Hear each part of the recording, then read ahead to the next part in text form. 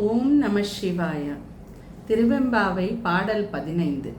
சென்ற பாடலில் நாம் பார்த்தோம், அந்த தோழிகள் நீராடம் அந்த நிலையை சொல்லும் பொழுது அதிலிருந்து நமக்கு தெரிவது என்னவென்றால், நாம் நீராடும் பொழுது வேறெந்த சிந்தனையும் இல்லாமல் இறை சிந்தனையோடு இறைவன் நாமத்தை சொல்லியவாறு நாம் நீராட வேண்டும் என்ற அந்த விஷயத்தை நாம் அறிந்து கொண்டோம்.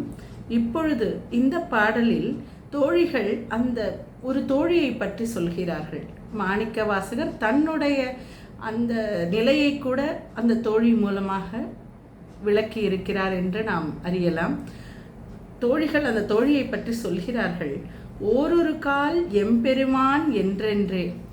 ஒவ்வொரு சமயத்திலும் இந்த தோழியானவள் பேசும்பொழுதெல்லாம் எம்பெருமான் எம்பெருமான் அப்படின்னு ரொம்ப பக்தியோடு அவள் பேசுவாள். இந்த தோழி இருக்காளே, அவள் அப்படி பேசுவாள். நம்பெருமான் சீர் ஒரு கால் வாய் ஓவாய்.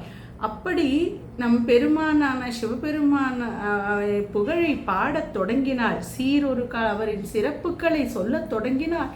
வாய் ஓயவே மாட்டா, பேசிகிட்டே இருப்பா, நிறுத்தவே மாட்டா.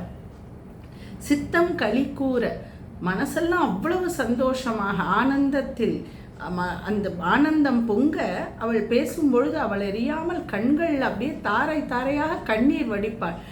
சொல்லும்போது நீர் ஒரு கால் ஓவா நெடும் தாரை கண் பணிப்ப. கண்களில் தாரையாக கண்ணீர் நிற்காமல் வழிந்தோடும். அத்தனை பக்தியோடு அவள் எம் பெருமானான சிவபெருமானை பற்றி பேசுவாள்.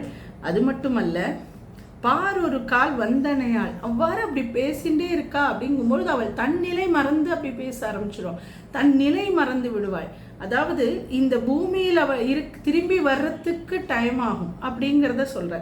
பார் ஒரு கால் வந்தனையாள். மீண்டும் தன் நிலை வருவதற்கு அவளுக்கு அது ரொம்ப கடினமாயிடும். அவ்வளவு தன்னிலை மறந்து அவள் இறை நாமம் அப்படி இறைவனின் புகழை சொல்லி கொண்டிருப்பாள். கண்களில் கண்ணீரோடு ஆனந்தம் பொங்க விண்ணோரை தான் பணியாள். இறைவன் அல்லாது சிவபெருமான் அல்லாது வேறு எந்த ஒரு தேவனையும் அவள் பணிய மாட்டாள், வணங்க மாட்டாள். பேரறையற்கு இங்கனே பித்தொருவராம்.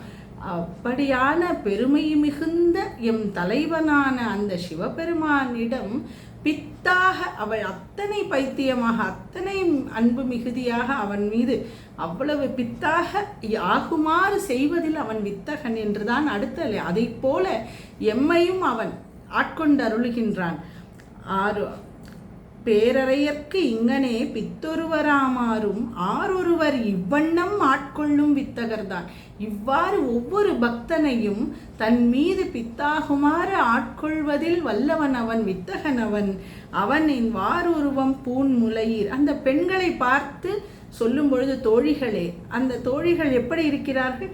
அழகிய கச்சை அணிந்த அணிகலன்களோடு, அழகிய அணிகலன்களோடு கூடிய ஸ்தனங்களை கொண்ட பெண்களே என்று சொல்லி அந்த தோழியின் அப்படிப்பட்ட அந்த இறைவன் அவ்வளவு அவன் மீது பித்தாகுமாறு நம் தோழியை செய்த அதை போன்றே நம்மையும் ஆட்கொண்டு அருளக்கூடிய அந்த இறைவனின் புகழை வாயார நாம் பாடினாம். வாயார பாடி ஏருருவம் பூம்புனல் பாய்ந்தாடேலோர் எம்பாவாய்.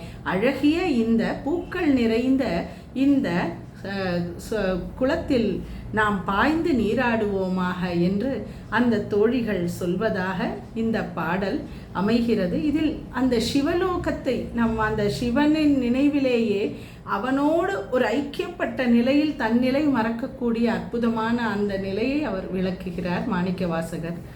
திருச்சிற்றம்பலம் சிவசிதம்பரம்.